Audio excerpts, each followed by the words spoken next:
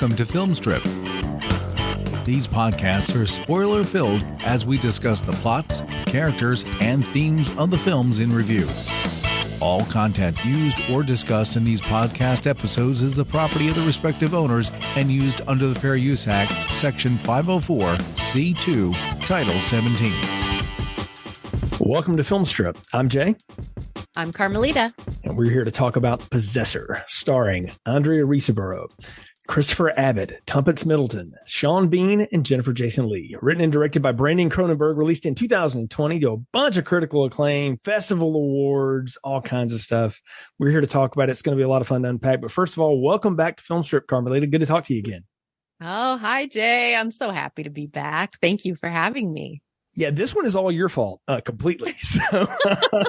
So to take people back a little bit in Film Strip archives, more recent archives, you can go listen to our David Cronenberg's Crimes of the Future review. And we decided to do that show because both of us had watched the trailer and we're like, I'm going to go see this. And they're like, I must talk to someone about this. So through that process, Brandon Cronenberg, his son, came up and I said, oh, you know what? I didn't even know he had a son as a filmmaker. I knew he had one, but I thought he was doing something else.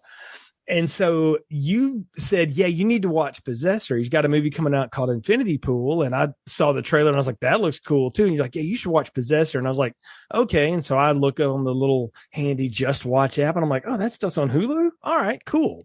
And I throw that on and the complete mind fuck that was.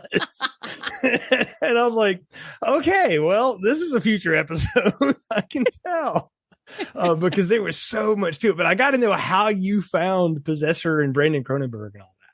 So Possessor, I just kind of stumbled upon. I think I saw some mention of it on social media, and I love science fiction, so I had heard it was kind of science fiction-y, and that it's directed by Brandon Cronenberg, David Cronenberg's son. So I was like, oh, well, that sounds cool. And so I think I rented it like on Amazon or something, and I fell in love instantly. As soon as the credits were rolling, I was like, I need to watch that again. And so I like immediately bought it on digital so I'd have it. And I've watched it several times since, and it only came out 3 years ago. But it's something I find very rewatchable. I just fell in love with it. And I just love what Brandon Cronenberg's doing. He's still very early in his career. So we'll see over time how his career progresses. But after Possessor, I was like, I'm sold. Anything this man does, sign me up. I'm there. So that was my next question, because after this, I was like, what else has this guy done? And he had one other film called Antiviral. And thank you, Tubi, for having everything cool in the world to watch. I went back and watched that one. Have you seen Antiviral? I have, yeah. Yeah, I watched that, and then having now seen Possessor and Infinity Pool, I'm like, you see the seeds of both of those movies in Antiviral. I'll say just real quick on Antiviral. I think it's good. It's a real slow burn. It's not quite there, I don't think. Like if we were going to review it, I'd say it's okay. But the ending of it is where it's like, oh, this guy's got some thought. He's got some ideas. Yes. And then I'm with you. When I watched Possessor, the next thing I did was just watch it again the next day. And I think I told everybody I could, text, like, you need to go watch this like right now. I was absolutely like that. I would not shut up about it. Anybody I knew that liked horror or science fiction, I was really obnoxious about it. Like, you need to see this movie. Have you seen it? Yeah, because it is a modern sci-fi movie. I think sci-fi gets used as a term for a lot of stuff that's not really that anymore. And I'm not trying to be like, gatekeeper snob here, sci-fi stuff. But to me, when you say sci-fi, I think of things like Philip K. Dick stories. Like that's the first thing that comes in my head, because that was my introduction to sci-fi as a kid, was that literature. So I've always judged everything by that, which fair or unfair. And I know Cronenberg says he took inspiration for this from a lot of things, but I'm like, there's a lot of Philip K. Dick in this. Like, there's a lot of Total Recall and, all that kind of stuff that we know of that has been made into, movies of his, off of his work. But there's a lot of seeds of his stuff throughout his work. Antiviral's got it too, and Infinity Pool too. But this one in particular, I was like, okay, I'm down. Now, I've seen Andrew Riseborough and other things. I didn't know Christopher Abbott from anything before, but of course, Jeffrey Jason Lee. When Sean Bean was there, I was like, I just want to know how he's going to die, because it's going to happen. Like, it is a given thing. The dude knows it too. He leans into it. Fine. The many deaths of Sean Bean. And then I knew Tuppence Middleton from The Oddest Thing on the World, not from any of her British television or theater work, but there's a podcast / conversation show that in Britain where they bring in experts to argue about things. And I happened to catch one once where they brought in 2 literature experts, one from Great Britain and one from America, to talk about 1984 versus Brave New World and who got it more right. Right. And in between the 2 guys talking, it's on YouTube. You can watch it. In between the 2 of them talking, they had a set of actors over to the side replay scenes from both books and things. And so Tuppence Middleton was playing parts from both of them. And I just thought she was just so neat. And I thought, who is this woman? Like, why has she done more stuff? I was like, oh, she's British. And so she didn't get the right rom-com over here or whatever to come over. But I knew that face. And so when I saw her name come up, I was like, oh, this will be interesting. I hadn't seen her in a movie before. So I knew she was. And then I just knowing coming from you, I'm like, okay, this is going to be good because you haven't recommended anything bad yet. And I know it's probably going to have like a big, like, in the middle of it. And like I said, I rewatched it again, and I've told everyone I know about this movie. And like I said, it really made me want to go, okay, I'm now jazzed for Cronenberg, and then we'll talk about Infinity Pool another day. But yeah, I was just pumped for this. And so I'm so glad we're getting a chance to chat about it here, because this movie owes a lot to a lot of things that have come before, but I haven't seen anything like this in a long time. And I dare say this kind of story these days generally turns into like, 9 or 10 episodes of something. It's I don't see a lot of movies like this getting made, and certainly not for any kind of amount of budget. And there's not a lot of budget information out there about this, but it's anywhere from like $2 to $6 million, So, everything you see here is practical too, which is wild. It is. Yeah. I want to highly recommend to anyone who's into physical media, the Blu-ray of this, the uncut version. That's the one I've seen. Yes. Excellent. Yes. So the uncut version is great. There's just a few changes, and it's not really changes so much as you just get to see more of a sex scene, more of a graphic attack on someone, but they have all the behind the scenes stuff in the bonus features. And it's really cool to see behind the scenes how they did these practical effects. It's really neat. Yeah, I appreciate directors that can lean into practical effect and not call it out heavily, and that's the one thing this movie does a really good job of, is having all of this stuff go on, but it also feels so contained and small, for a movie that kind of jumps across this futuristic city or whatever. It seems sort of just in its own little closet. It's kind of wild how they pull it off. But I don't know. I think we should do a quick plot summary to get into the movie here. And I'm just going to keep this as straight as I can, because there's a lot to unpack. There's a lot. I got to run down the rabbit holes. We're trying to keep this in a paragraph here. So you're the master of plot summary. So I would defer that to Ron. Good. Ron is actually the better one than I am, but I do what I can with these things. So Tasha Voss is an assassin who takes control of other people's bodies to carry out hits for the company through an electronic chip implanted in the subject's head that she links to. Tasha's skills are noteworthy, but she's been struggling with the final act needed to pull out of her mission. She's got to shoot herself while inhabiting the subject. Her boss, a retired assassin named Girder, played by Jennifer Jason Leigh, thinks it's because Tasha still tries to maintain somewhat of a normal life with her husband and young son, even though she's currently not even living with them. Tasha goes to visit her family after a mission, but in spite of her considerable effort, still feels emotionally detached from them. She accepts a new assignment, which will have her take out a man named Parse, that's Sean Bean, the head of a rival corporation that her company can acquire if he's out of the way. It's some sort of hostile takeover situation, vaguely explained because it doesn't really matter. But to do this, she's got to inhabit a guy named Colin Tate, the boyfriend of Parse's daughter, Ava, whom she's also supposed to kill. Tasha successfully inhabits Tate, but something goes awry a few times before the night of the hit where Colin sees her in the mirror in moments of clarity. Tasha's able to kill Ava and seriously wound Parks, but still can't pull the trigger to get himself out or get herself out. So Colin is able to wrest control from her eventually and goes after her family once he discovers where they live by probing her mind. And in a final sequence, he's able to kill her husband, but her son stabs him in the neck.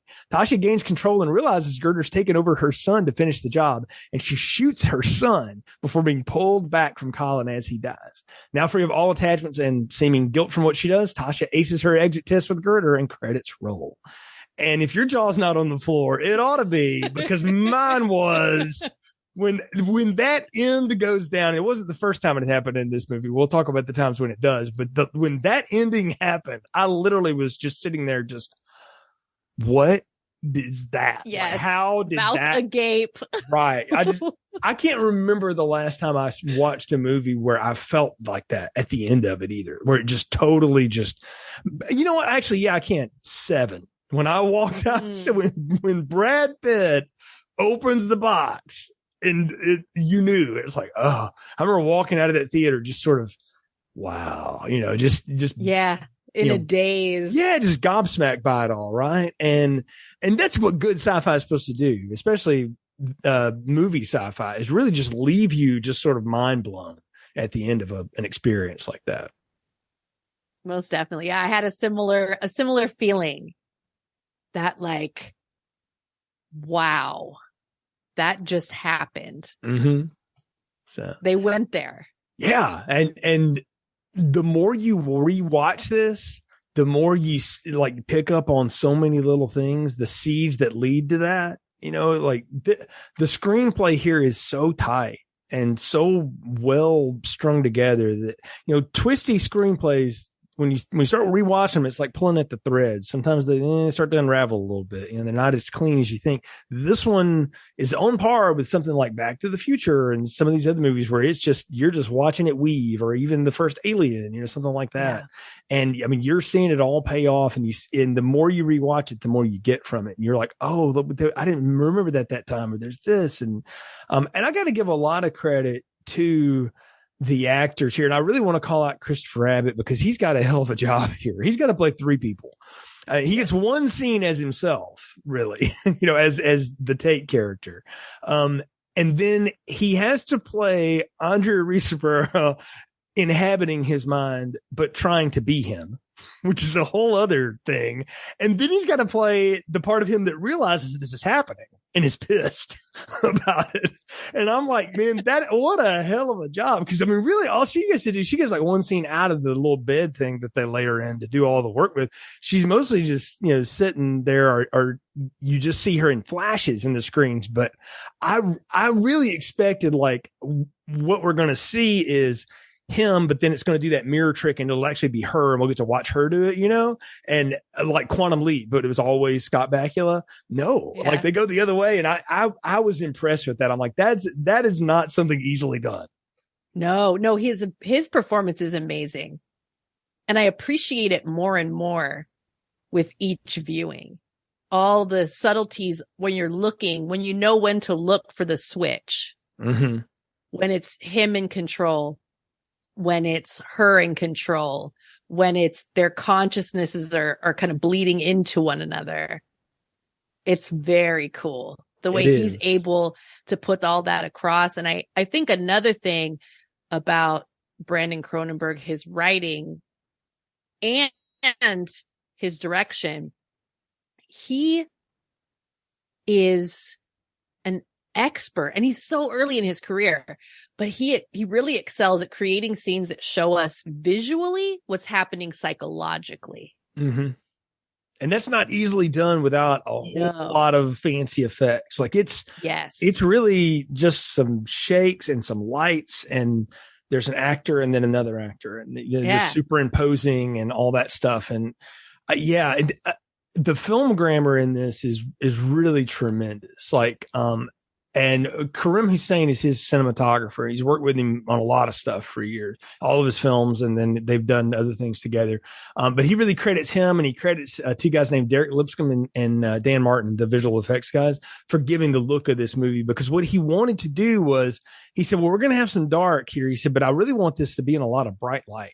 And that was the thing that got me. And I thought, now that's a bold choice when you have this violent, garish, insane stuff happening, and you're going to cast it against these bright blue lights or these bright yellow lights, all these open rooms and things. Like, you're asking for people to kind of get lost in the starkness of it. And it leaned into me about that.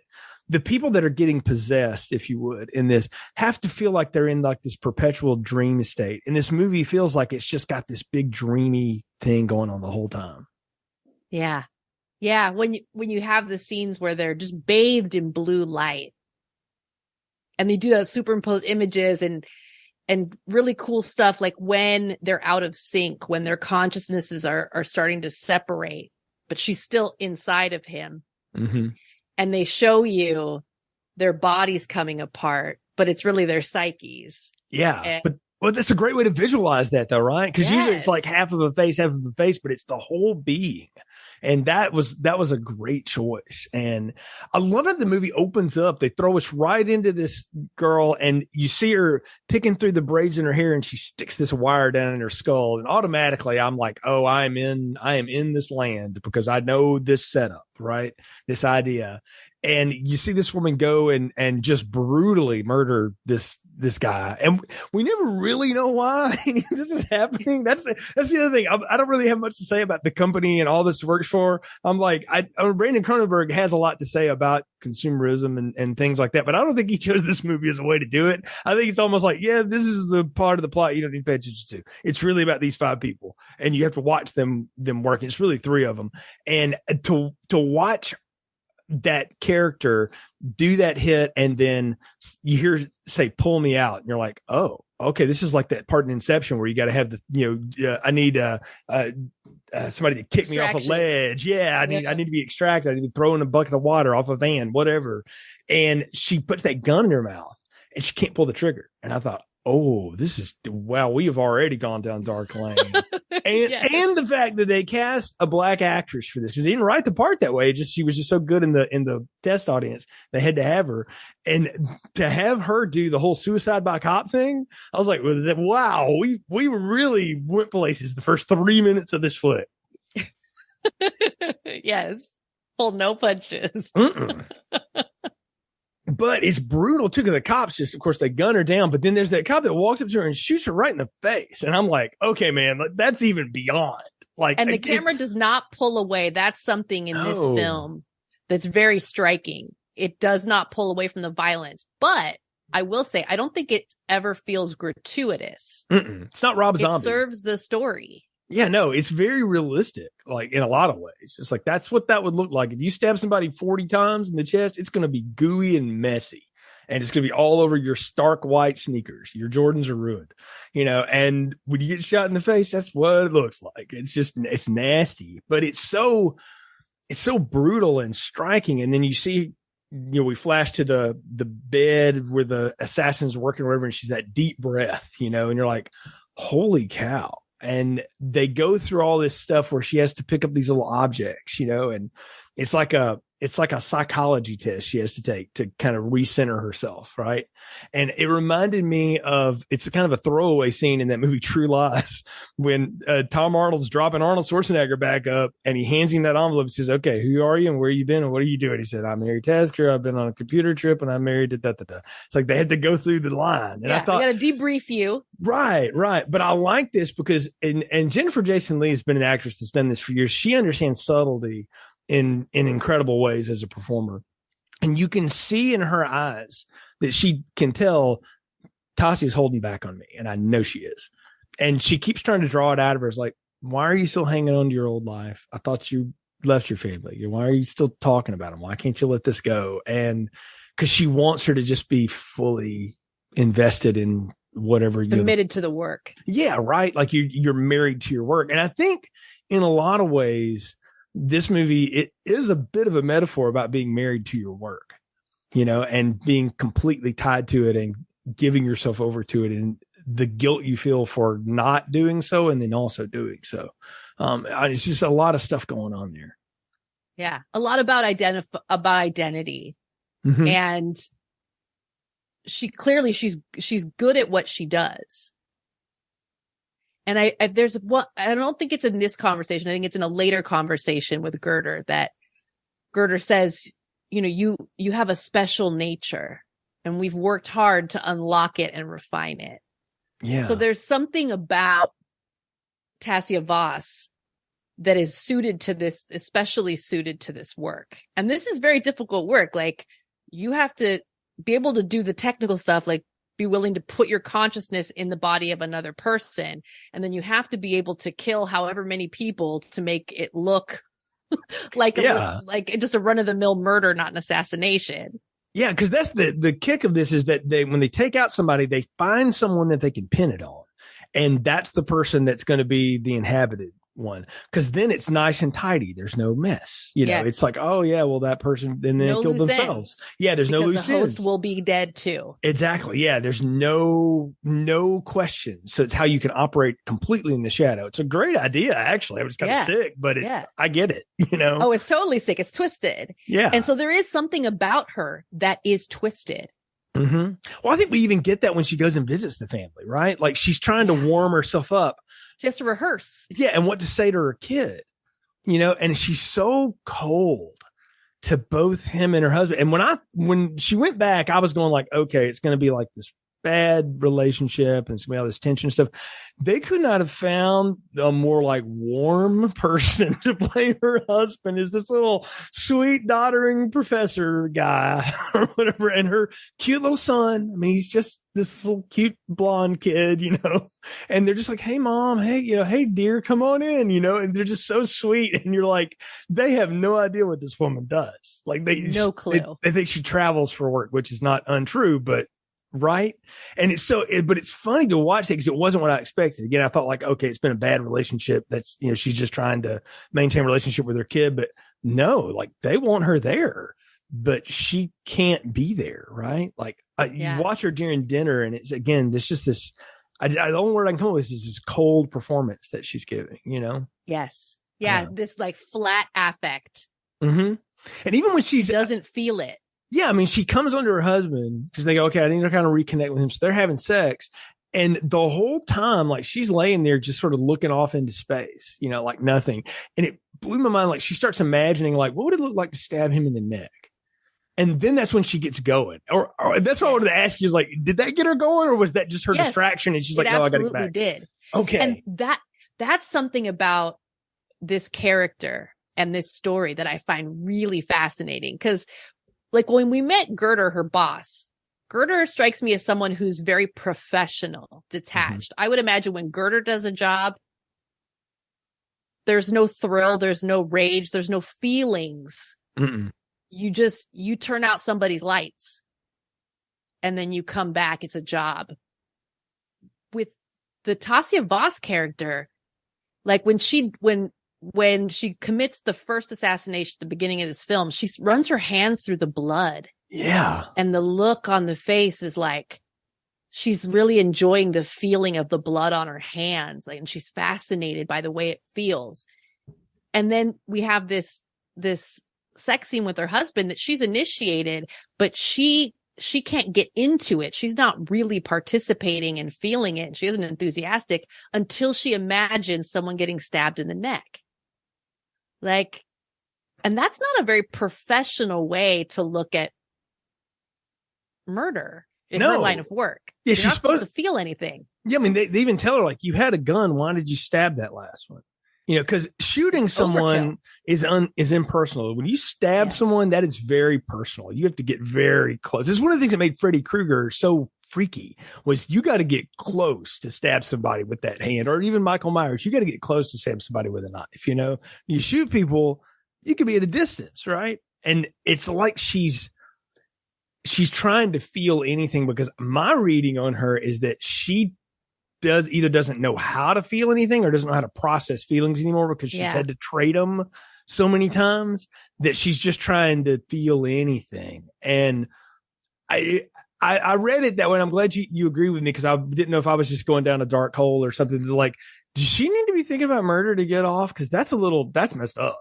Like, it's also very Cronenberg, by the way. I just want to say, like, you have a different visual style than Pops, but y'all agree on some things. It's pretty clear. Yeah. Very common to fantasize about other people or other things during sex, but murder, though? Well, we'll come to that. That's extreme. In a little bit when Ava and Colin are together later. We'll talk about that, because there are things that are done there that I'm like, that wasn't expected. So anyway, but yeah, she's still holding on to her old life, right? She can't let it go. But I love how in the morning she heads out, and her husband's like, "Oh, why don't you stay? Come back." He's like, "I got to go to work again." And so she's made up her mind, like, I'm going to do this, even though Gerder's telling her, like, this is a big one, like, this is huge, it can't be messed up, and it's going to take a lot to do it. And she's just like, I got to have it, I got to do it. She can't get away from it. And watching her watch Christopher Abbott and Tumpus Middleton from like across the way or whatever through the camera, and she's got the microphone. So I love how this movie, you can just assume she set it all up, but you don't know how, and it doesn't matter, because you just have to go with that. I love how she is repeating his lines back. And I didn't catch that the first time I watched this movie, but the next time he says something to Ava, and then she'll try to say it again. And I'm like, Andrew Riesenberg is trying to do an impression of him so that she can get his cadence down. And I thought, what a neat idea, though, the trouble you'd have to go through to get that going. Yeah. Well, you're going to inhabit this person's body, and you're only going to be in his body for 3 days. It's not so long to have to string people along, but the more real it feels, the easier it's going to be close to the people that you need to be close to get the job done. And so, she's adjusting the pitch and the cadence of her voice. She's adjusting her accent to try and move her mouth the way he moves his mouth to get that feeling, to be able to, so she'll be able to project who this man is. And she's watching his hands and the way he touches Ava, the way he reaches out, how his body mannerisms. Because when you take over somebody's conscience, you still have to move them. Like, you've taken over for him at that point. And if you're off, it'll be obvious, right? And so she's got to blend in. But this guy is supposed to be, he's such a good target because he used to be a drug dealer. His best client was Ava. And then they fell in love, and she got him a job with Dad's rich company. So it's like, oh, we got all that shit going on now too, which is perfect. He's the perfect power dynamic. It's like, of course, this is how that would work. And we've all seen that and been there. But I love that trope is just sort of just thrown to the side, but you get it. But he's got to look at like he could go unhinged at any minute, but she just can't go in there and be a Tasmanian devil on him all of a sudden. Like, she's got to ease her way to that moment, because the dinner party's the obvious opportunity. And I don't know. I just got a real thrill watching her try to mimic him. And then when we cut to that part in the van where they've obviously abducted him and they've got him laying down, and they're like, it takes 4 hours to do the surgery. And that's what I like about this, is that we don't see any of that go down, but they bother to tell us that there's a lot of time invested in it. It's not just you're done, they have to do a lot to pull this off. And I like movies that use a lot of tech that don't explain the tech.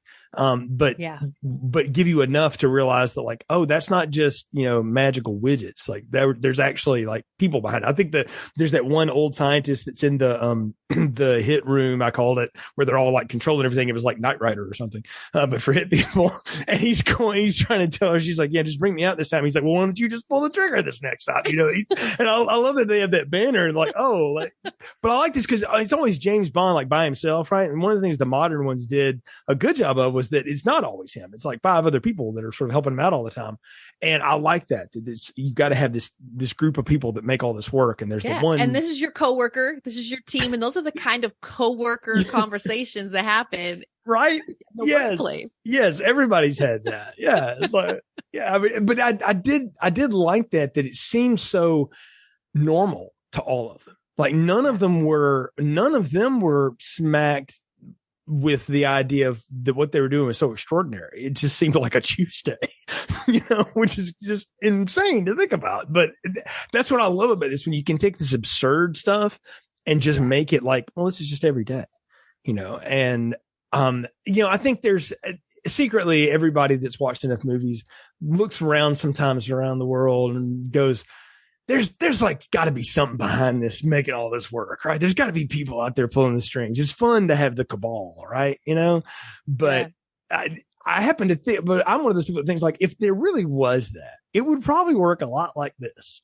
It would be sort of understated. It'd look like a bug repair van or something. You wouldn't pay any attention to it, and it would just come and go. And, random things would happen, and you just be like, whatever, well, like the Cash App, founder got killed in San Francisco. It was tragic, terrible. Yeah. And I'm the sick, twisted son of a bitch that the first thing I thought was like, oh, it's like Possessor.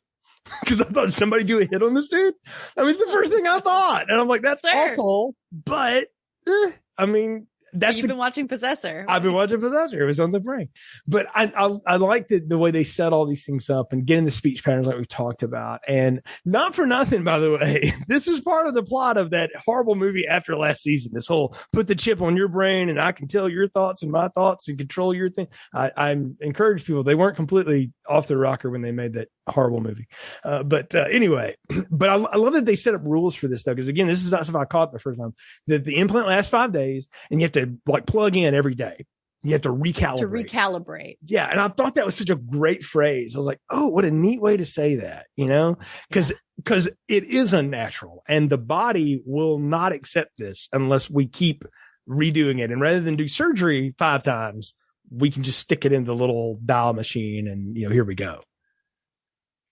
No, it's very cool. I like that they mentioned that brain death of the host is necessary to be able to completely sever the connection to make sure you get out clean. Mm-hmm.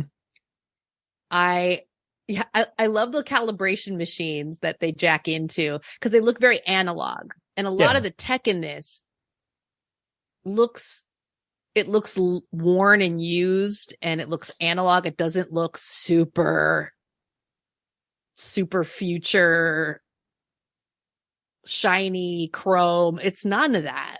It's very much like Ridley Scott's used future of Alien. That's what I felt like. Absolutely. And, it's just that it shouldn't be fancy. It shouldn't be Star Trek. It should be used, because it would be something you couldn't afford to make a lot of these. And so you would just make one and use it 100 times.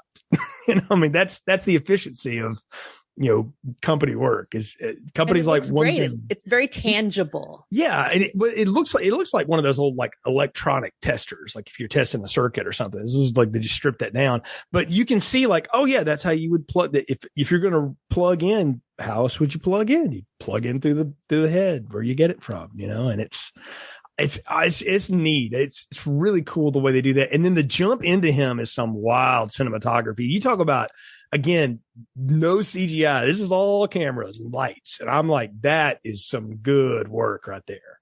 The wax melts. Yes. Are very cool. They did the life molds and they built the wax figures one that looks like Andrea Riseborough and the other looks like Christopher Abbott. And then they melt to dissolve her and then it reforms as him through those wax figures. It looks fucking cool. It is cool. It is so cool. And what I love is when she wakes up in him the next day and the first thing she does is go to the bathroom and kind of get her bare. And I love that she's just kind of off. Like that's not like, oh, I'm just in a new body. Like it takes a little bit to sort of settle yourself and get something down. And I look like she's just like exploring everything. She's just going to look in the mirror, got to see what's going on down here. We got all this and they just go for it. And it's not played off for like titillation or anything like that. It's done like this is if you jumped into a different body, the first thing you would do is check it out, right? Like, what's this thing got? It's like getting in a new car.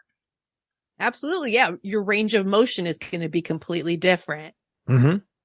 All of that muscle memory that you're used to with your own body does not apply.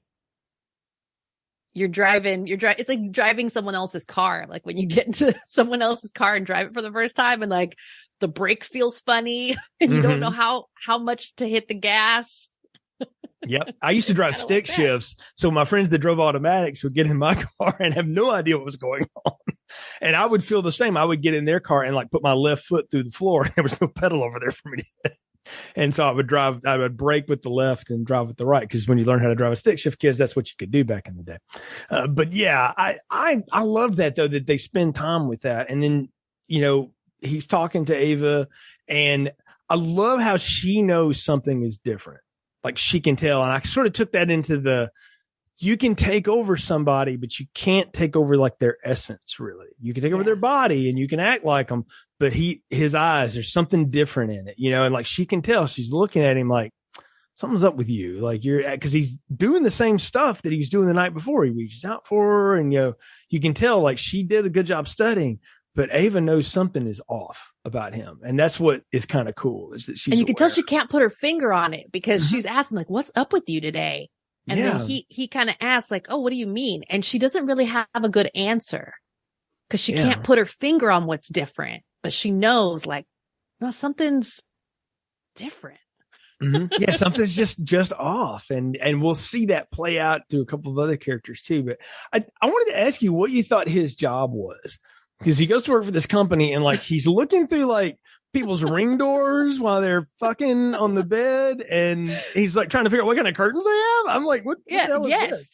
So this is a data mining company, and it looks like his position on the floor is that you watch all of these videos from people's webcams, and you have to very quickly. It looks like his particular task that day, I'm sure I would be willing to bet that like on different days, you're supposed to look for a different thing. Mm-hmm.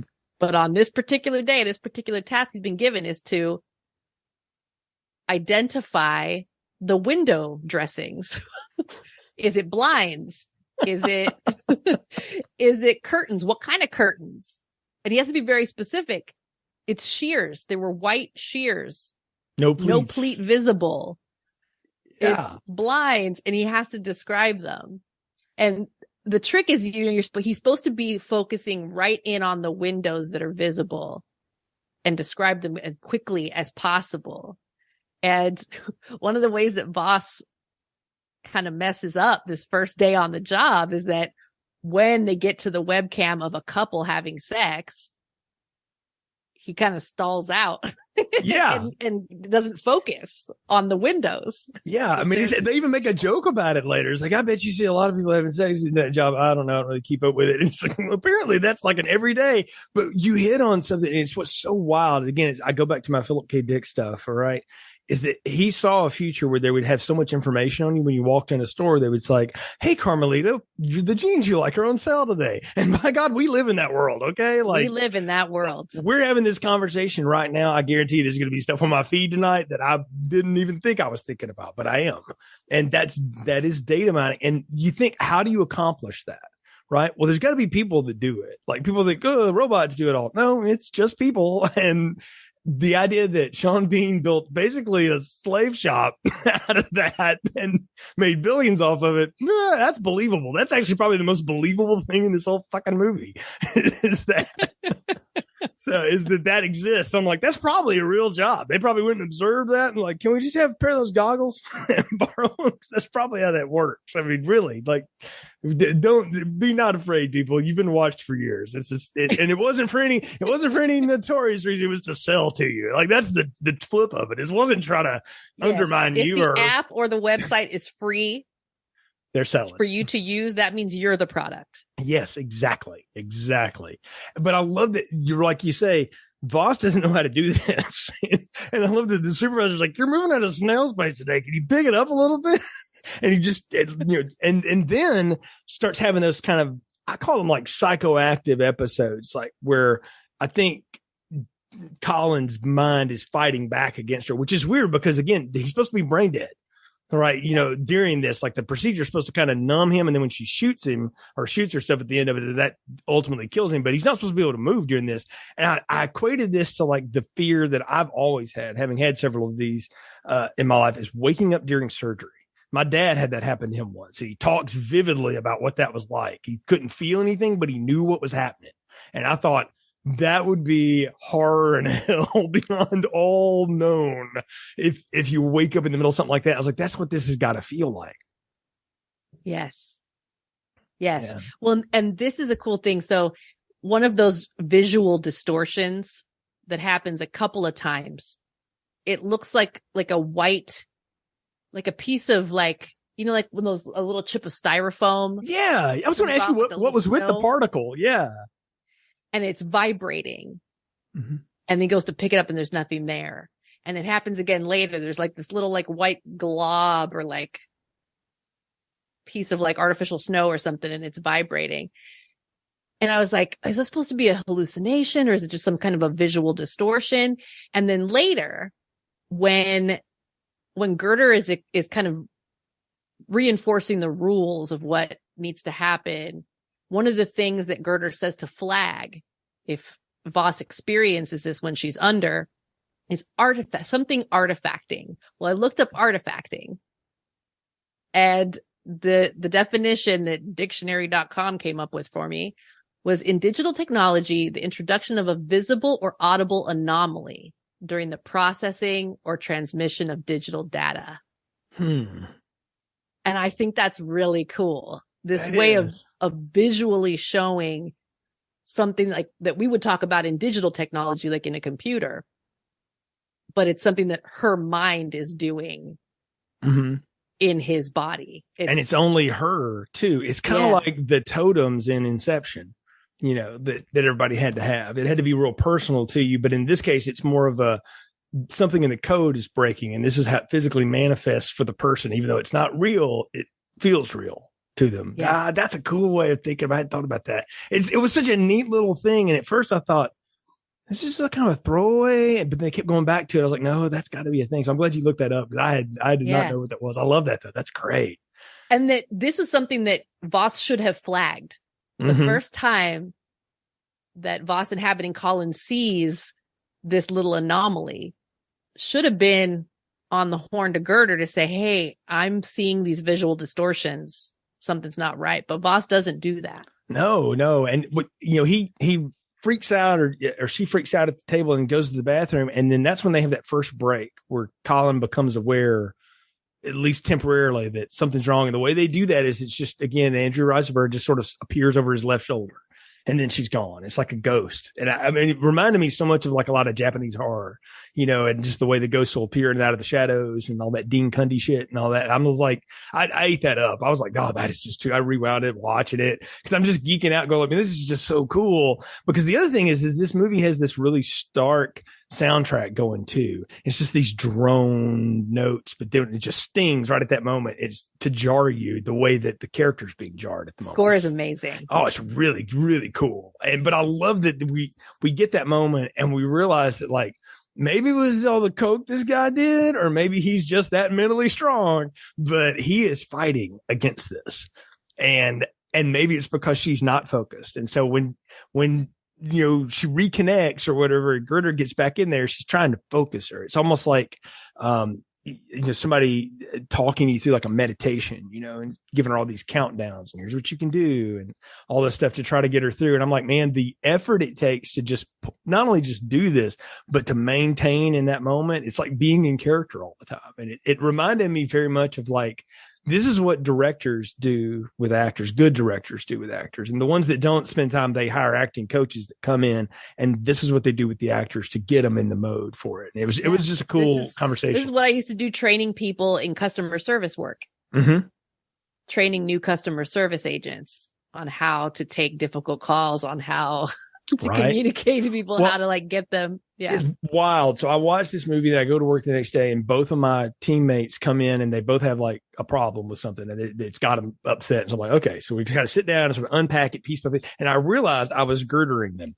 along the way. I was like trying to get them to unpack it piece by piece, sort of let's compartmentalize that. Okay. Say that. Okay. Got that out. Okay. Now you felt that. That's fair, but we can't say that. We know that. So here's how we move forward. And I was sitting there trying to get them back. And I was like, I just sent these two people back to be hit people, because I told them, write the scathing email and say, look, you moron, and then delete it. And then write the one you're actually going to say to somebody.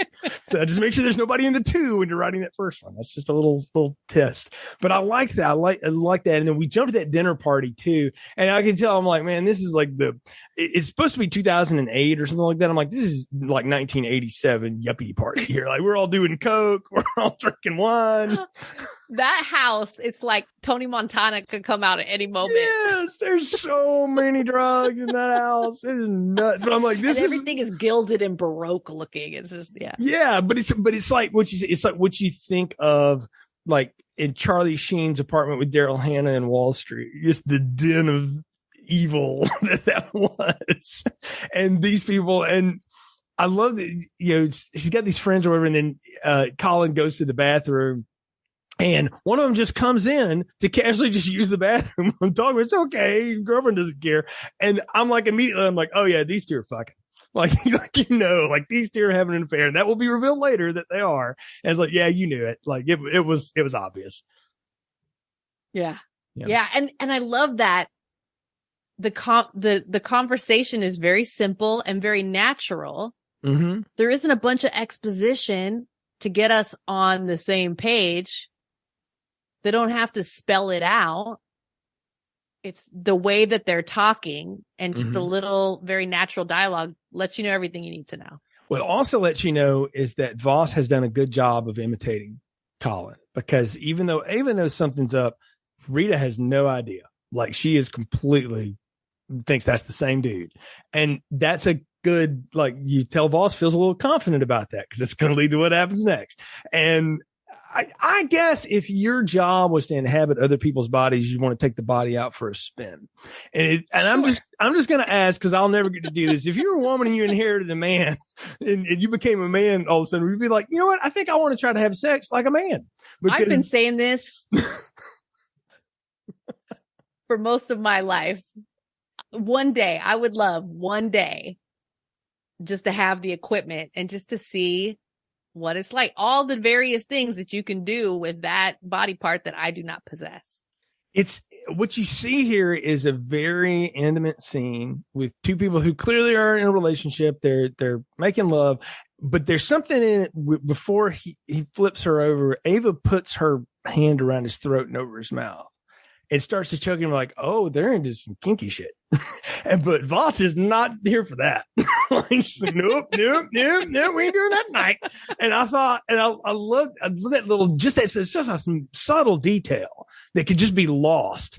But you're like, in this relationship, Ava clearly is in charge. Like she is, you can tell. But Voss is not Colin, not in that way. And she's not going to go for that. So that's when she flips her over, and it is an incredible scene. I read the behind the scene on it that Cronenberg wrote it in the script, and then he thought nobody will want to do this. And Rieseber read it and said, we have to do this. There's a point when he flips her over, he's on top of her, and he pulls back up, and the top half is Andrea Rieseber, is Voss. The bottom half is Colin, and it's all there. Yes. And it's like, now this is the uncut version. Yes. If you watch the theatrical, that one shot is missing. Can I just say this real quick? I'm just going to say this. We have got to get over male nudity in movies. If we're going to have nudity in movies, it's all fair. Either it's all fair or none of it's fair. Like just either way, I am not offended by it. I know what that looks like. I possess one. It's fine. Look, let's all move on. Like, but thank you. What that is though, what that scene represents is the mind twist of this movie. It's holy shit, because part of him is aware I'm not really here right now, but I am. And part of her is acutely aware that this is very different than what I expected. And it is, again, there's no words. There's all that blue light. And it's just this stark banging noises in the background. And it is a real twist. And it's a very striking visual. Yeah. Yeah. And it is so important to this story of telling us about how Voss experiences all of the sensations of being in another person's body. And what it does to her mind, too. Yes. This is so vital to the story. So, yeah, I would say everyone should go out and see the uncut version if you haven't already. Yeah. I mean, I want to see that shot. Yeah, I'm telling you, it's not, again, you watch, there's some movies where the sex scene is definitely there for titillation All right. And the sex scenes in this movie are not built that way. There's intimacy happening, but you're supposed to be paying attention, and you will pay attention to that. And that striking shot is what will bring you back out of it if you get lost in it for a second. Tells you something about the character, about their mindset, about where they're at. Well, you're two people at the same time, which is no one can experience like what that's like, but this is what that would be like. And it is an incredible scene. It should be in the cut. Again, I've been on my soapbox. Get over male nudity, y'all. It's okay. I mean, it happens. Please. Get over it. Yes. We meet Sean Bean, and I wrote in my notes when we finally see him, I'm like, well, yet another Sean Bean death scene coming right up, y'all. Because when they told me what his name was, I was like, of course it's him. And this John Parse character is a real asshole. Well, I know. And he had to eat this up. Like, just playing such a This is jackass. a fun role for him. He did an excellent job. There is nothing Ned Stark lovable about John Parse. He is as every other asshole character he's ever played is here again. This is like, this had to be fun to do because he gets to be a total jerk. And to no doubt, Christopher Abbott has to like make a scene in this too and like get himself thrown out of the park, and he goes off too. And I'm like, that had to be fun. Like, wouldn't you always like to tell your asshole future father-in-law, as soon as your daughter's done blowing me, I'll leave the party, man, or whatever. I'm like, man, these people are going for it. But it's great though, because you can tell where Ava has the power in the relationship with Colin, Dad definitely has the power in all the relationships. And I mean, he's so horrible to her. He'll go off to run off to Borneo with your mother or whatever, and he just doesn't care about people at all, because he represents the rich and powerful asshole that we all want to just see get it. And so we're there for it when Colin decides to go for it. He sets it all up. Let's talk about this. Yeah, we got to talk about this killing, because this is a lot. Like, whoo. This gets rough. So if there is anyone who's still listening to this that has not seen the movie, I'm going to say you only think you've seen all the different ways that Sean Bean can be killed on screen. Oh, no. You ain't seen nothing yet. And so you've seen Possessor. I believe the phrase I wrote down was toe up from the flow up. Again, Voss doesn't use the handgun provided. Mm-hmm. Voss doesn't want it to be impersonal. Voss gets the fire poker. Yeah.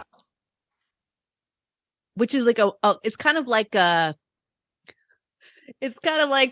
multi-use kind of weapon, because you can use it for blunt trauma. You can use it for stabbing, puncture trauma. You can use it for all sorts of things. And all of those things happen to Sean Bean's head. Yeah. Sean Bean, the fact that his character somewhat survives this, and we'll find out later, only to die in the hospital later, is, you can tell why.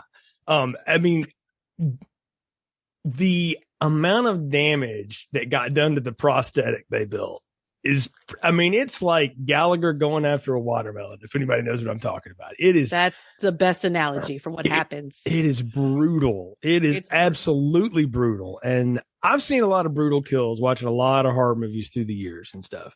And this was not only a brutal kill, but like you said, Voss is taking out a lot of frustration through these hits, which is the thing you cannot do if you do that kind of a job. You have to be so impersonal about it, because if you don't, this is where you trip yourself up, right? And just all the coldness is gone, and all of a sudden it's all that rage just coming out. And again, Christopher Abbott is just acting his ass off, beating the shit out of Sean Bean. And what's wild is Ava comes in and, of course, sees all of this, and he knows he's got to kill her too. And Voss hesitates not 1 second and just guns her down. And what I liked about that was, when you get shot in a movie, people just fall over and they're gone. You get shot, you don't die immediately like that. And what I liked is that he shot her in the back, and she fell on the ground, and he had to stand there and watch her die before he shot her in the head again. And it was just there was something so personal about it for Voss. And I don't know what it's not them specifically. It's definitely her stuff going on. But watching that person, it's like watching a hitman work out their personal problems on somebody. It's very, very dark. It's intense. Yeah. It's intense. But then at this point, we have another glitch where Colin is coming through and becoming aware. Yeah. And I think it's really cool. From here on out, we have that struggle between the two where Colin's in charge and Voss has receded. And then he's accessing Voss's consciousness. And then Voss comes back in and they're doing that dance. But one of the really cool things I noticed, especially this last go around, was when Colin's in charge and he gets flashes of the murders he just committed physically, even though he was not in control. And he's kind of starts to get nauseous and sick and he's kind of gagging. And you can really see the horror on his face that murder is abhorrent to him. Yeah. It's frightening to him. He's disgusted and sickened by these things that Voss does every day for work. Right. It's just, and that's just to show you just this difference in the two people, that there is, he may be what he is in his personal life or whatever, but he's not a killer. And she is, and he can't see it. He can't look at it, can't deal with it. And he's it's been forced on him. Yeah. Yeah. Images and just the physical reality that his body committed these acts. Yeah. And that's what he takes off, because of course can't pull the trigger still. And we don't know what's going to happen now. Cause you think like this would be the third act of every movie, right? But this is the end of the second act. We're about to get into the real roller coaster. And this whole split is about to get real messed up. He goes over, of course, to Rita's place because where else is he going to go? Cause I think at this moment, Colin is in control again for a little bit here. Yes. And he's trying to figure out what to do, doesn't know where to go, and I thought I saw, and it may have just been a camera trick or something, but they do something. They push a light in his face just in a certain way where you see this little flicker go off in Christopher Abbott's eyes. And it's almost like that's when Voss takes back over. Because he changes his whole demeanor. It gets real cold all of a sudden. Rita goes to take the shower, and then he goes and shoots her. I'm like, That's Voss. I was like, but the way they revealed that, because again, I didn't catch it the first time. It was just on all the rewatches. I saw that and I thought, what a neat little thing. Because there's this whole thing, and people, and I'm seeing this myself, like when people are alive, their eyes have a different light to them. And when they're gone, it's just this dark blankness to it. It's hard to explain if you haven't seen it. But if you have, you know what I mean? And I feel like Brandon Cronenberg is kind of playing on that. It's like, he's able to talk still because he's barely in control, but when Voss takes back over, he's dead. He's gone. It's like the light goes off, and it's like it's so dark. And again, the music just pulses right through all that. And and of course, Tassi wasted no time blowing that chick away, but we don't even see it. That's the thing, is they don't need to show us because they've shown us all the ultraviolence now. We don't have to do that anymore. And there's some directors that can pull that off, like Stanley Kubrick skirted a lot of lines with A Clockwork Orange, and ultimately too much for my taste, but he knew at one point in the movie when to stop, when to pull it back. We don't need to see it anymore because we've seen it. We've seen everything we could possibly see at that point, right? And I appreciate that about this because, again, I'll throw him under the bus because why not? Rob Zombie never knows when to stop, like ever. I'm surprised Eddie Munster didn't like eat a hamster in front of people at that movie. I'm glad he kind of kept that one tame, but that's the only thing he's ever done like that. So, and next he's going to come up with like an acoustic album, and my mind will be completely severed like this one. But the fact that you see that changeover happens, and then the company sends in his coworker, and this is what I love. I'm like, this is when the seeds of this shit are deep. Poor Eddie. Eddie's been talking with him, and he was like, "Man, I heard like you were, cheating on her while you're on the vacation or whatever." And so we think Eddie's just some dick at work, right? But nope, he's actually there to watch in case all hell breaks loose, and he's there to come in and calm things down. I'm going to recalibrate you. And I love that whole scene because he's like, look, I just need you to shoot me and get over with it. And I love his response. Like, I'm a Christian. I can't do that. I'm like, bro, you're a hitman.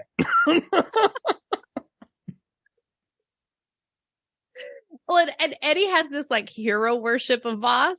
Yes. Yeah. I'm like, oh, the great Tanya Voss. I love your work, you know? And then, but he will not shoot the Colin host. No, it's like, nope, gonna do it. Right. She's trying to recalibrate the implant and split them, but it doesn't work because obviously we see the results of it and that was my thing. I was like, why did Voss kill him? You know, like, or did Colin kill him? I couldn't decide. I think Voss killed him, but I think it was Voss because it's Colin that comes to, and it's that reaction of the horror. He's so horrified. He goes, "Oh, Eddie!" Like, it's like, see if he's still alive, and he's clearly not alive. Well, they have that great scene too. It's again the visual representation of the severing of the mind when he picks up that mask that's the facial mask of Andrew Rieseberg and he puts it on, and it's really if you can see the cover of the the movie art for this thing, it's what's there, and it's just this askew kind of Pink Floyd The Wall mask or something going on. All of the features are distorted. Well, and when he goes to take the skin, it's Colin crushes the skull of this Voss consciousness and then pulls the skin off and turns it into a mask, and it's very like I'm going to say this. It's everything that the Texas Chainsaw Massacre movie has tried to do for 10 movies and has never pulled off as well. Maybe once. That remake they did when Eric Balfour's face gets cut off and the big football player puts it on his face, his leather face. That's actually pretty good. That's actually a good scene. The rest of that movie's garbage, but that was a good scene. But this is so, again, it's all these flashes of things, and you see her street and her son and her house, and you see that he is now able to actively probe her mind, which is the first time he's been able to do it. And this is a problem. This is a real problem because I think you made a great compare. He crushes her skull, the psyche of her skull, so it puts her back in the back room for a little bit where she can't jump out just yet. He's got to go, and he's going for revenge. And I love how just that little bit of information is all he needs. And he goes to that house and he goes to get her. And I mean, it's what goes down with her family and him is pretty amazing, because all the times we've seen Voss go after somebody with a knife, he goes in there with the gun. He's holding the guy with the gun. The husband picks up, the knife and tries to cut him, and it's when he grabs him and starts stabbing him. It's like Colin loses himself in that. Yeah. And it is as violent a stabbing as Sean Bean got. Well, Colin, bless him, he doesn't know that Voss's family doesn't know what she does for a living. Michael could not have given you an answer because Michael has no clue. But this is everything Gerder talked about too. It's like the closer you keep them, the more in danger they'll be. And she's not wrong. Yes. We're in grave danger. Yeah. Great. Yeah. Is there any other? Yeah. But I love in the middle of all of that, the little boy walks up and just it's a flashback too, which is so good. When the scene that got her going with her husband when they were having sex early on, it's the same throat cut, and it's you see that little boy just step back. But before we jump into that, there's a really cool thing. I love this dialogue that Colin has when he still has Michael pinned and he's trying to get information out of him. And Michael keeps saying, I don't know. And then Colin starts, because you can tell Colin's unraveling. He's freaked out. He has way too many memories of being murdered by his hand that he didn't do. And there's someone in his head and he's freaked. And he says, do you ever think of your wife as a predator? Yeah. It's a great line. And then he goes into this thing about parasites in your brain. And if the worm is in your brain and you get an idea, how do you know that the idea is yours? What if it's the worm's? Like it sounds crazy, but when you really think about it, it's all about the identity and who are you? And it's the dark side of Inception, right? It's yes. Did I really get that idea or did somebody give it to me? and it's Did you there. plant it in me? Right. And as you're in relationships with people, you do plant things in each other's heads, not necessarily to gaslight each other, but no, it's just what you do. You plant thoughts about each other and memories and all kinds of things. And then it may supplant reality in some ways, not necessarily in a distortedly bad way, but in a way that the person, if they really started to unravel it, would go like, but I didn't really like the blue one. I liked the green one. You just told me I liked the blue one. Right? Yeah. I didn't like that movie. Yeah. I rented that because you wanted to watch it. Yeah. Yeah, exactly. Well, at one point, he calls Voss out. Mhm. Come out. I'll kill him. Yeah. It's like a possession movie. And we see this kind of ghost-like visual of Voss, and he's talking to Voss in his head, but they're talking out loud. It's awesome. And then, it's so cool. And then Voss, talking about Michael, says, I loved him too, but I'm not sure it was me. Ooh. And again, it's this identity stuff. She's been playing a role at home, but the real her, and this is what Girder has said all along, is the real you is this super assassin killer, and you go fake it when you leave here at home. Yeah. But it's like that whole thing about Bruce Wayne and Batman. There's really no Bruce Wayne. There's just Batman playing Bruce Wayne after a certain point, right? Like that's the whole part of Batman's psyche. It's what makes him an interesting comic book character, because he's never not the superhero. Well, the same way Superman is just playing Clark Kent. Like he's not, all of them do this in some way, but Batman's the one with the darker edge, so it fits better. But it's the same idea. It's like, you are these things. You can't deny what you really are. And the more you fight it, look at the damage it does. Yes. Yeah. The more twisted and distorted and complicated things get. Mm-hmm. I did not see the sun coming in for the kill, though. When that happened, I was like, the first time. Yeah. It was like my heart stopped for a second. Yeah.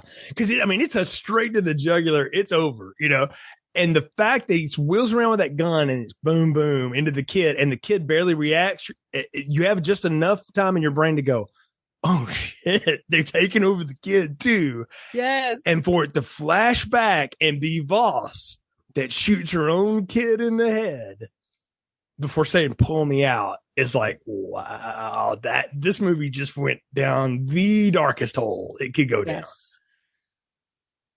And it wasn't just like one shot to the head. Like Voss unloads like 3 or 4 rounds. Yeah. And screams. There's like, again, that rage. Just getting it all that out. She's trying to work through. Mm-hmm. Yeah. And then they pull them both out, and that's when they do that reveal and it's Jennifer Jason Leigh, and you realize like, well, the boss had to come in and save you. There's something cool about it though, too. There's like, she's so badass. She can wait till the last 2 minutes to come in and finish this, it's like, that's cool. I want her story next, but, he says he's got stuff for a sequel. We'll see. But I was just blown away at this. And then we go through the whole, test again.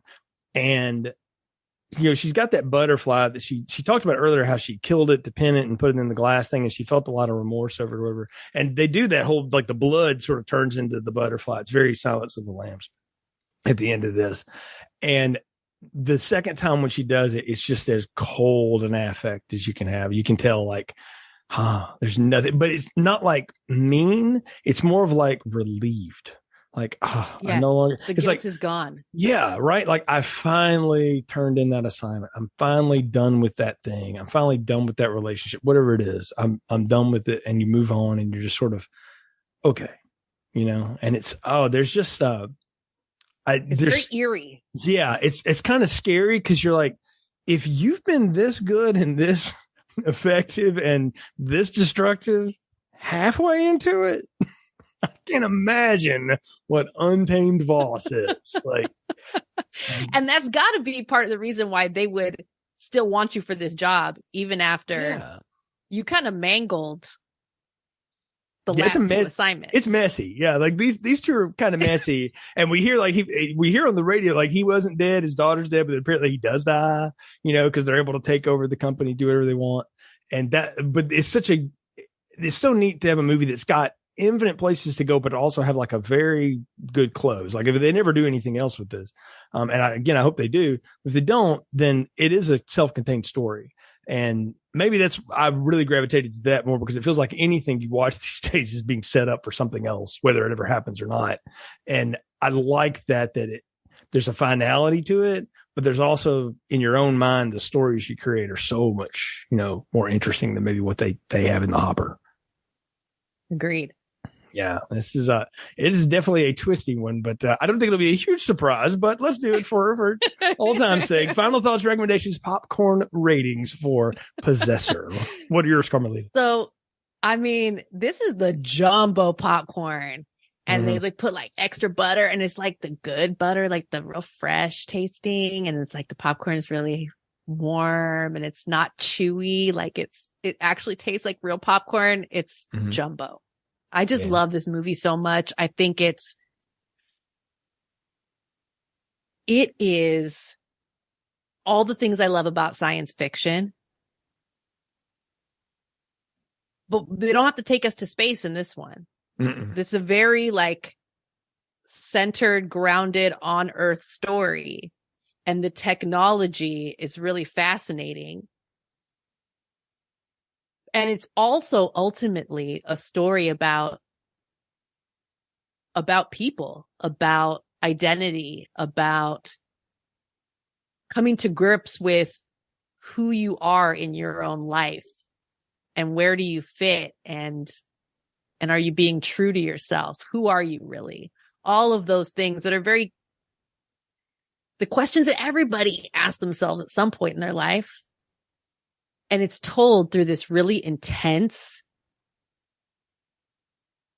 really dark story. It's just, I think it's amazing. It still blows me away every time I watch it. I got to join you in the extra large popcorn because this movie is brilliant. It really is in every way. The performances are amazing, even just little things. And we didn't talk much about her. Thomas Middleton is really good in this as Ava, as the rich girl, but also has her own identity and has things she wants. And when she dies, it's sad. Like you're like, she didn't deserve that. And that's what we never know. She did not deserve this. We know what he deserved to get it because like Sean Bean's character is an asshole. Like, okay, yeah, we know why he's dying. Why did Ava have to die? And it dawned on me the last time watching, I'm like, oh, you can't leave behind any heirs. It's Game of Thrones taught me this. It's like, nope, you kill them all. Because if you don't, it'll grow up and it'll come back and get you. And that sex scene where she starts to do that strangle play with him or whatever, lets you know she's as ruthless as the old man. She can be. She's got that streak in her. And we can't leave that loose end. Also makes the story better if he just goes crazy and kills everybody. Because why would he not kill her too, right? That's the whole idea. But she didn't deserve what she got, and it hurts. But again, Christopher Abbott gives such a performance here, having to play 3 different people, and really the broken part of him is what's so cool to watch. And the visuals of this are just amazing and striking, and so many things that I'll never get out of my head again, and not even just the double body scene, but like the face scene, and then the ultra violence. But again, where it's not played for the kind of gore that you would expect in like an ultra horror movie, like a Hostel movie or something like that. It's more of like, if you cut somebody's head off, this is what it looks like. This is what it's going to be. It's very real. This is a messy business. It is. Yeah. It's a messy work. And it goes to show that like, just shoot. If you shoot people, it's impersonal. You stab them, it's very personal. And it's all about the personal things. I go back to like Godfather, where they're talking about that. Like, don't make it personal, And this movie just draws upon so many things that I like and that are so like fundamental for me for sci-fi. Like I said, like Philip K. Dick, stuff like that. And even Ridley Scott. Neuromancer is another one that came to mind. Yes, very much. And even a little bit of Terry Gilliam, but there's not a lot of humor to this, but there's a little bit of that in there. I'm not a huge fan of his, but he's definitely got a style. But really, when you think, I think about like Ridley again, and even Tony to some extent. I did a Deja Vu recently and talked about that movie and on Schlock and Awe, and the movie's got like there's a lot of sci-fi to that that's sort of fun, and that's what I like about this. And even Jennifer Jason Leigh, who's a little nothing part. It really is. She's in like 3 scenes, but she's amazing in all of it. And having watched her again since she was a teenager, and see her now, and I'm like, well, first, I'm really old, but second, holy smokes, like you've been doing this a long time and you're still good. It's just there's just something about this is so good. And again, it's one of those movies that you missed it in theaters, no doubt. But if it's sitting in your Hulu queue or somebody's recommended it, one of us has probably texted you about it. If you're in our Twitter circles or whatever, go and watch it. Have other people watch it. It's the kind of movie you can watch by yourself and just sort of absorb on, but it's also really fun to watch and then talk about with other people too. I think that's a testament to a movie that you get things every time you watch it and you want to have a conversation about it every time you watch it. So extra large popcorn for me as well. Well, I am so grateful to you for giving me this opportunity to talk about it with somebody. Oh, absolutely. Thank you again for coming and being a part of the show. Tell folks how they can follow you and all the cool things that you're doing. Sure. So folks can find me on Twitter and on Letterboxd. Same handle for both, at Carmelita Says. And I guarantee you, if you're following Filmstrip or me on Twitter and stuff, you see me retweet shows that Carmelita's been a part of, friends of this podcast and other things that she's on. Carmelita's like the all-star podcast guest. Which is the way to have. So I appreciate you coming and being a part of the show. Always fun to talk movies with you and can't wait to circle back around sometime. We'll have to hit up Infinity Pool sometime and talk about that. Because there's definitely thoughts on that. Folks, you can follow the show social media at Filmstrip Pod, Twitter, Instagram, Facebook, all the other social media. You'll find announcements about upcoming shows. You can find a link to our Letterboxd page where it has our entire list of reviews. If you go to filmstrippodcast.com, that's going to take you to our Spotify podcast page. That's the old Anchor page is now just turned to Spotify podcasting, and you'll find all of our shows there, all 300 something episodes. We're on every platform, Apple, Spotify, Google. Please share the show on your socials. And if you can, leave us a positive review. It helps other people find the podcast. We've been doing this thing for 13 years. I can't believe it. And we'll never run out of movies. So always fun to be a part of it. So again, thanks for being on the show. For Carmelita, I'm Jay. Thank you for listening to Filmstrip. Thank you for listening to Filmstrip.